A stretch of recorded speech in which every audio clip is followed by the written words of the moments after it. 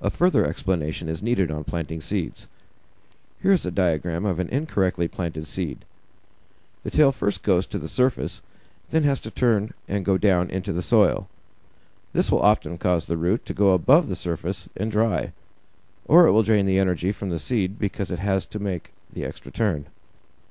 The next diagram shows the seed properly positioned with the pointed end of the seed up. The taproot will turn and go down, pushing the seed up and out of the soil.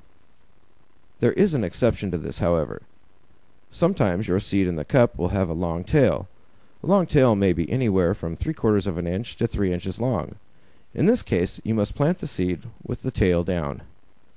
Poke a hole deep enough in the soil for the tail to go down and the seed to be just below the surface of the dirt. It wouldn't be logical to plant the seed 3 inches deep, and it wouldn't survive. Don't forget to spray the surface every day with some water. We use our starter fluid. Don't fertilize the seed at this stage, as it is easy to burn. Water only after the soil has lightened. Pick up the container and feel the weight. If it starts feeling light, then water it. Be careful not to overwater. The plant will die if the roots are standing in water. Here's a seed that had a long straight tail that I planted with the tail down. You can see that it made it just fine. Often you will start a seed in a small pot and it will come out with a long stem. It's time to transplant it into a larger pot. Here we've placed the seedling into a 6-inch or a 1-gallon pot. We're going to fill this pot up with dirt until this is standing upright and covering all of this stem clear up to the bottom leaves.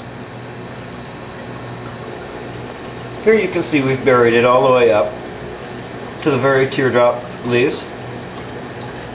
Don't worry about it being bent over. It will straighten right up as soon as it hits the sunlight. The reason you'll have the long stem is because the taproot will go down, hit the bottom of the bucket, and push the plant up out of the bucket. It is important to support these long stems by retransplanting them into a larger bucket. Remember to always water your start as soon as you finished transplanting. We use our Go Juice or our starter fluid for all the fertilizing.